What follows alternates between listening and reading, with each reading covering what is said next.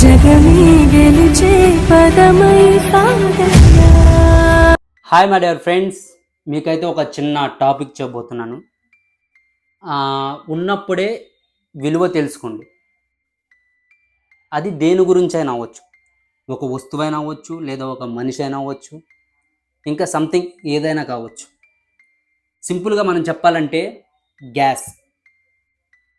రీసెంట్గా మనం గ్యాస్ గురించి ఎంత ఇబ్బంది పడ్డామో తెలుసు అందరికి. గ్యాస్ దొరకపోతే లైన్లు కట్టుకొని గ్యాస్ కోసం వెయిట్ చేసాం, గంటల తరబడి నుంచున్నాం. అదే ఆ గ్యాస్ ఉన్నప్పుడు మనం ఎంత ఇష్టాసారంగా వాడామో మీ అందరికీ తెలుసు. కానీ ఆ గ్యాస్ విలువ తెలిసినప్పుడు ఆ గ్యాస్ అనేది మనం ఎక్కువ వాడుతున్నాం. దీని ప్రకారం ఏమవుతుందంటే ప్రతి ఇంటిలో మనకి దాని అవసరం బాగా పెరిగింది. అవసరం పెరిగినప్పుడు మనకి ఏదైతే వస్తువు కావాలనేది ఆ వస్తువు అనేది మనకి ఆ మార్కెట్లో దాన్ని తగ్గిపోయింది. అప్పుడు మనం అందరం ఏం చేసాం, దాని విలువ అప్పుడు తెలుసుకున్నాం. దాని గురించి ఎగబడుతూ క్యూలు కడుతూ ఆ క్యూలో కూడా ఒకరొకరు కొట్టుకుంటూ ఎంత ఇబ్బంది పడ్డామో మీకు అందరికీ తెలుసు. అలాగే పెట్రోల్ ఉన్నప్పుడు మనం ఎడాపడా ఏ విధంగా పడితే ఆ విధంగా బండిలో పోసుకుంటాం, బై అంటే వెళ్ళిపోయాం అందరం. కానీ ఆ పెట్రోల్ విలువ ఎప్పుడు తెలిసింది? పెట్రోల్ ఉత్పత్తి అనేది మనకు తగ్గింది, రావడం అనేది తగ్గింది. అప్పుడు ఏం చేసాం, దాని గురించి మనం ఆ పెట్రోల్ బంకులు అయితే ఏ ఉన్నాయో వాటి దగ్గరికి వెళ్ళి ఎంత గంటల తరబడి అక్కడ ఉన్నామంటే ఒక్కొక్కరికి ఇసుగొచ్చేసింది. ఫుల్ మొత్తం ట్రాఫిక్ అయిపోయింది. అదే ఆ పెట్రోల్ ఉన్నప్పుడు ఏం చేసాం మనం? చెప్పే కదా, బైక్లు ఉంటే చాలు. ఎక్కడికైనా వెళ్ళాలంటే నడుచుకుంటాం లేదు, ఒక 1/2 కిలోమీటర్ లేదా ఒక 100 మీటర్లో లేదా ఒక 200 మీటర్లు నడవాలన్నా కూడా బైక్ వేసుకున్న వాళ్ళు వెళ్ళే రకం ఉన్నారు. అలాంటి వాళ్ళు ఉన్నారు చాలామంది, మీరు చూస్తూనే ఉన్నారు. కొంచెం నడవండి, నడుస్తూ కూడా చాలా ఆరోగ్యానికి మంచిదే. ఆ పెట్రోల్ ఉందని, ఆ బండి ఉందని అంతే చాలు, బండి వేసుకుంటాం, బర్రా పీ అని మోత రింగులు అన్నీ వేసాం. ఆ పెట్రోల్ లేదని తెలిసినప్పుడు దాని విలువ అప్పుడు తెలిసింది మనకి. దాని గురించి ఎగబడిపోయాం, దానికోసం కొట్టుకున్నాం. దానికోసం అప్పుడు దాని రేటు అనేది ఎంత విపరీతంగా పెరుగుతుందో తెలుసు. రేట్ అంటే మన ప్రభుత్వం అనేది వాళ్ళు పెంచాల. ఎవరైతే దాన్ని ముందుగానే కొనుక్కొని దానికి ఇంకా ఎక్కువ, ఒక 100 రూపాయలు ఉందనుకో, దాన్ని ఒక 150, ఒక 200 చేసి అమ్మారు. అంటే అది ఉన్నప్పుడు దాని విలువ మనకు తెలియలేదు. అది లేనప్పుడు ఆ పెట్రోల్ విలువ ఏంటో తెలిసింది. అలా దాని విలువ తెలుసుకోవాలి. ఇంకొకటి చెప్పాలంటే, మనం ప్రకృతిని, మన పర్యావరణాన్ని ఎంత నాశనం చేస్తున్నామంటే విపరీతంగా నాశనం చేస్తున్నాం.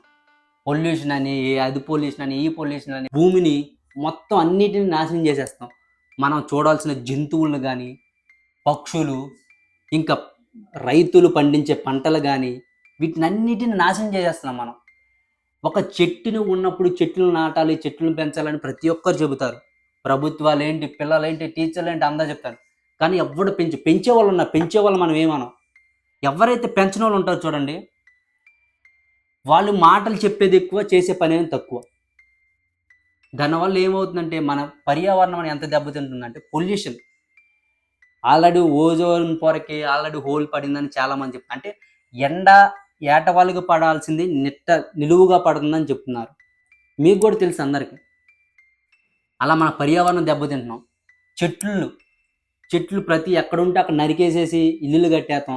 ఆ కొండల మీద చెట్లు కూడా ఉంటాయి, ఆ కొండలను తీసేసి అక్కడ ఏదో ఒకటి పెద్ద ఫ్లాట్ వేసేయడం, అది మొత్తం దానికి ఇంకా ఇష్టం వచ్చినట్టు వాడడం, ఆ చెట్లను నాశనం చేసేస్తున్నారు.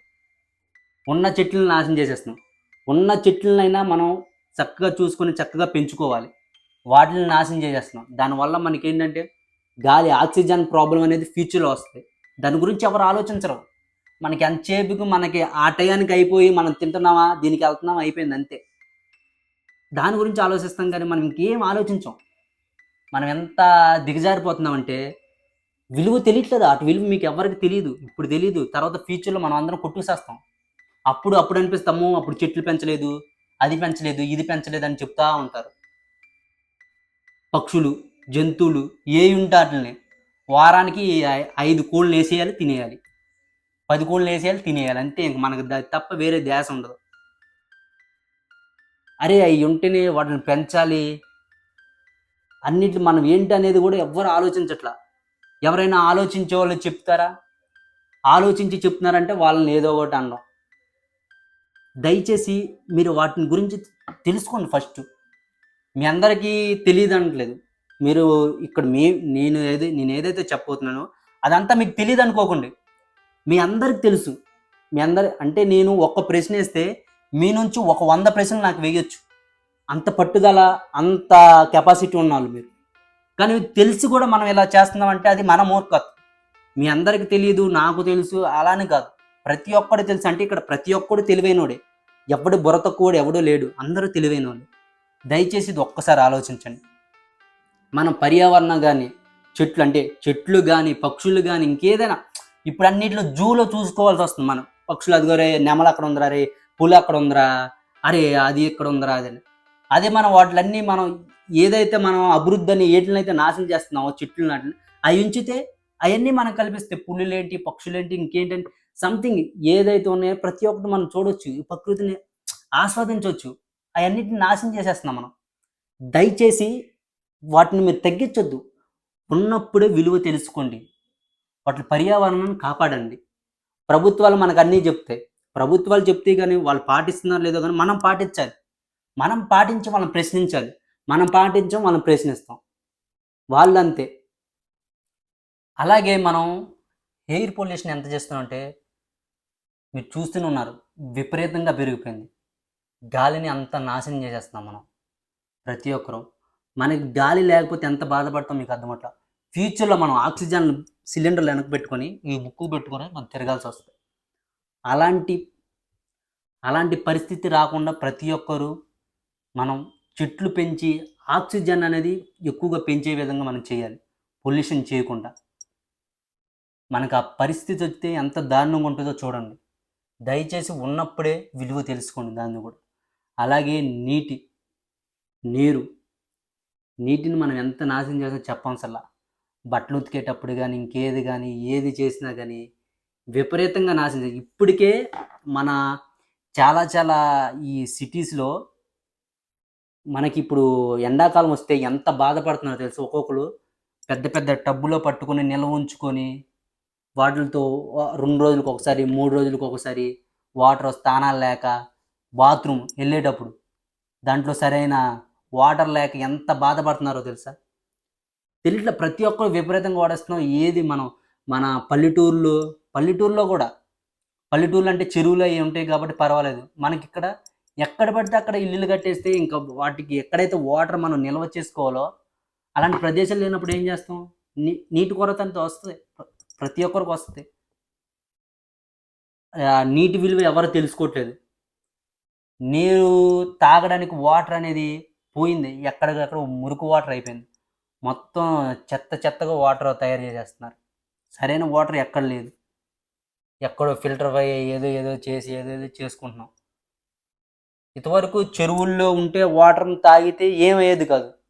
ఇప్పుడు చెరువులో వాటర్ తాగడాలన్న ప్రమాదంగానే ఉంది. ప్రతి ఒక్కటి ప్యూరిఫై చేసుకుని మరి తాగాల్సి వస్తుంది.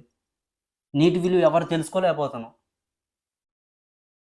మనకి నీళ్ళు లేక గొంతెండి సచ్చే ఆ రోజులు కాకుండా ఉన్నప్పుడే ఇప్పుడు ఒక దీనికి ఒక మనం బట్టలకు అనుకో ఇంకా ఏదనుకో ఎంత వాటర్ వాడాలో అంతే వాడాలి. మించి వాడేస్తాం మనం. దానివల్ల ఏమవుతుంది?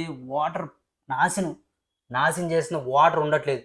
చెబుతున్నాను కదా, సిటీలో ఎంత బాధపడుతున్నారో వాటర్ లేక అసలుకి ట్యాంకర్లు తెచ్చుకొని అవి చేసుకొని ఎంత బాధపడుతున్నారంటే ఒక్కసారి సిటీలో ఉన్న వాళ్ళని అడగండి. ఎండాకాలం వస్తే ఎంత బాధపడుతున్నాం. ఎక్కడ వాటర్ కూడా ఉండట్లే. వర్షాలు ఉండవు. ఎండ మొత్తం భూమి అంతా అయిపోతుంది, ఎండిపోద్ది. ఎక్కడ వాటర్ ఉండవు. ఇప్పుడు ఏం చేస్తాం? భూమిలో ఎంత వాటర్ మనం తీసినా పైపులతో తీసినా అయిపోతూ ఉంటుంది, ఉండదు. డబ్బు ఉన్నవాడికి వాటర్ అయితే లేనివాడికి ఏం లేదు. తాగుతా పర్వాలేదు ఉంటున్నాయి అంతే. తాగుతున్నాం అంటే తాగుతున్నారు అంతే. డబ్బులు పెట్టి కొనుక్కోవాల్సి వస్తుంది. అదే వాటర్ని మంచిగా ఉంచుకొని ఎక్కడికక్కడ మనం ఇంకుడు గుంటలు అవన్నీ మంచిగా ఉంచుకొని ఉంటే ఏమొద్ది? వాటర్ మనకు దొరుకుద్ది. మనకి ఎంత కావాలంటే అంత చేసుకోవచ్చు. అలాంటిది ఏమి ఉండదు. నాశనం చేసేస్తాం, లేనప్పుడు లేదని ఏడుస్తాం. దయచేసి నీటి విలువ కూడా తెలుసుకోండి. నీరు లేకపోతే ఎంత బాధపడతాం. నీరు లేకుండా ఉండే దేశంగా కానీ మన ఊరు కానీ మన ప్రాంతం కానీ ఏ సిటీలో కానీ అలా దయచేసి చేసుకోవద్దు ఎవరు. వాటి విలువ తెలుసుకోండి. ఇంకో విషయం, మనిషి అన్నవాడు ఫస్ట్ ఒక మనిషి. అది ఒక ప్రియురాలవని, ఒక భార్య అవని, ఒక అమ్మ అవని, ఒక నాన్న అవని, ఒక తమ్ముడు, అక్క, చెల్లి, ఇంకా ఎవర బాబాయ్ అన్న ఇంకెవ్వరైనా అవని, వాళ్ళు ఉన్నప్పుడు వాళ్ళు విలువ తెలీదు. నువ్వేంట్రా నువ్వు చెప్పేది నా, నువ్వేంటి నా చెప్పి నువ్వేంటమ్మా నా చెప్పేది అంట. తీరా చూసినప్పుడు వాళ్ళు లేనప్పుడు, అమ్మో ఆ రోజు అమ్మనెట్టన్నా నాన్నెట్టన్నా. ఎందుకు? ఉన్నప్పుడే మంచిగా చేయొచ్చు కదా, ఎందుకు అలా చేస్తున్నావు? అంతే, ఉన్నప్పుడు మనం ఏది పడితే అది మాట్లాడేయాలి, ఏది పడితే అది చేసేయాలి. ఒక వ్యక్తిని మనం ప్రేమించామనుకో, ఆ వ్యక్తి ఉన్నప్పుడు ఆ ప్రేమను అనేది ఆస్వాదించాలి, ఆ ప్రేమను తెలుసుకొని కలిసి మెలిసి ఉండాలని ఉండదు. నోటుకు వస్తే ఏది వచ్చేస్తా ఉంటాం, విడిపోతాం, అయిపోయింది. అది లవ్. ఉన్నప్పుడు వాళ్ళు విలువ తెలుసుకోవాలి, తల్లిదండ్రులు విలువ తెలుసుకోవాలి, ఫ్రెండ్ విలువలు తెలుసుకోవాలి, ఎవడు విలువ తెలుసుకోవాలి. ఎవడో ఏదో చెప్తాడు అంట, ఒకటి చెప్పింది ఎప్పుడు అనకండి. మీకంటూ ఒకటి ఉంటుంది కదా, మీకంటూ ఒక మైండ్ సెట్ ఉంటుంది, మీకంటూ ఒక ప్రత్యేకమైన ఆలోచన ఉంటుంది. ఆలోచించండి, ఎవరు చెప్పింది వినకండి. అంటే మనిషి అది ఎవరైనా కానీ, మనం వాళ్ళతో ఎలా మాట్లాడుతున్నామో, వీళ్ళతో ఎలా మాట్లాడుతున్నామో, ఎవరితో దగ్గర ఉన్నప్పుడు ఎలా మాట్లాడుతున్నాం, దూరంగా ఉన్నప్పుడు ఎలా ప్రవర్తిస్తున్నామో, ప్రతి ఒక్కటి అనేది తెలుసుకోవాలి. మనం అలా తెలుసుకోలేకపోయామనుకో, ఎవరైనా దూరం అవుతారు. ఇప్పుడు ఒక వ్యక్తి గురించి మనకు తెలియదండి, ఆ వ్యక్తి గురించి తెలియకపోయినా మన నోటుకు వచ్చిన ఏదైనా వేస్తాం. కానీ నువ్వు తెలుసుకొని మాట్లాడేవనుకో ఇంకా చాలా బాగుంటుంది కదా. తెలుసుకొని మాట్లాడితే ఇంకా చాలా బాగుంటుంది, ఇంకా ఇంకా వివరంగా ఏదైనా మాట్లాడిన బాగుంటుంది. మనం అది అలా ఏం ఉండదు, మన నోటుకు వచ్చింది ఏదైనా వేస్తాం, తర్వాత విడిపోతాం. ఆడు ఇది అన్నాడు, వీళ్ళు ఇది అన్నారు, వాళ్ళు అది అన్నారు. ఆ మనిషి మన దగ్గర ఉన్నప్పుడు మనం ఎలా ప్రవర్తిస్తున్నాం, వాళ్ళతో ఎలా ఉంటున్నామో, ఏ విధంగా మాట్లాడుతున్నామో, ప్రతి ఒక్క విషయాన్ని తెలుసుకోవాలి మనం. ఆ మనిషి గురించి మనం తెలుసుకోం, వాళ్ళు ఎవరైనా కానీ. అందుకనే ఊరుకునే నోరు పారేసుకుండా మంచిగా మాట్లాడుకోవాలి. ఇప్పుడు నీ గురించి ఒక చెడుది వచ్చింది, వాళ్ళ దగ్గర వచ్చింది, అరే ఏంటి నాతో ఇలా అంటున్నావు, ఏంటి నా గురించి ఇలా అంటున్నావు అని మనం మాట్లాడుకోవచ్చు, చేసుకోవాలి. వీడు నా గురించి ఎలా అంటున్నాను, ఆడికి చెప్పి ఈడికి చెప్పి మొత్తానికి మనం ఏంటంటే మన దగ్గర ఉన్న బంధాలన్నీ విడగొట్టేసుకుంటున్నాం. అంటే విలువ తెలుసుకోలేకపోతున్నాం. ఆ విలువ తెలుసుకోండి ఫస్ట్. మనిషి అయినా మనిషి అంటే మనిషి, ఇంకెవ్వరైనా సరే ప్రతి ఒక్కళ్ళు విలువ తెలుసుకోండి. అర్థమవుతుందా? తెలుసుకోకుండా మన ఇష్టాసరం చేస్తున్నాం. నేను ఇప్పుడు ఏదైతే చెప్పానో ప్రతి ఒక్కరికి తెలుసు. మీ అంత తెలివైన వాళ్ళు, మీ అంత నాలెడ్జ్ ఉన్నవాళ్ళు, మీ అంత బలవంతులు ఎవరైనా సరే మీకు ఎవరు సాటి ఉండరు. మీకు మీరే సాటి, మీకు మీరే ఏదైనా. మీరు ఒక్కసారి ఆలోచన చేస్తే దేని గురించైనా తెలుసుకోగలరు, దేని గురించైనా ఎవరికైనా వివరంగా చెప్పగలరు. నేను ఇప్పుడు మీకు ఇది చెబుతున్నాను, నాకన్నా ఎక్కువగా మీ అందరూ తెలుసు, నాకన్నా ఎక్కువగా ప్రశ్న చేసేవాళ్ళు ఉంటారు. ఇలా చాలామంది చాలా విధాలుగా ఉంటారు. కానీ మనం అందరం ఒక తెలివితేటలుగా, ఒక సమర్థవంతులుగా ముందుకెళ్ళాలి. ప్రతిదాన్ని గురించి విలువ తెలుసుకోవాలి. విలువ తెలుసుకొని మనం ముందుకెళ్ళాలి.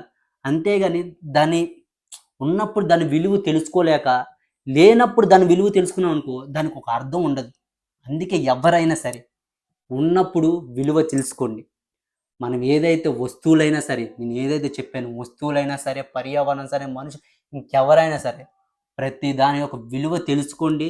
విలువ తెలుసుకొని వాటి గురించి అవగాహన చేసుకొని ప్రతి ఒక్కరికి చెప్పుకోండి. ఆ విలువను మాత్రం తగ్గించొద్దు. అది ఎవరైనా సరే, మనిషి అయినా సరే, ఇంకా పర్యావరణం ఏదైనా సరే, విలువ తెలుసుకొని వాటి గురించి మాట్లాడండి. చెప్పాను కదా, ఉన్నప్పుడే విలువ తెలుసుకోండి, లేనప్పుడు వాటి విలువ తెలుసుకొని మాట్లాడటం చాలా వ్యర్థం. అది మన జీవితానికే వ్యర్థం, దానికి అర్థం లేనితనం. మీ అందరూ నేను చెప్పిన మాటలు అర్థం చేసుకొని మీకు నచ్చితే, నాకన్నా ఇంకా బాగా చెప్పగలిగితే మీరు కింద కామెంట్ చేయండి. అలాగే మన ఛానల్ని సబ్స్క్రైబ్ చేయండి. Love you my dears.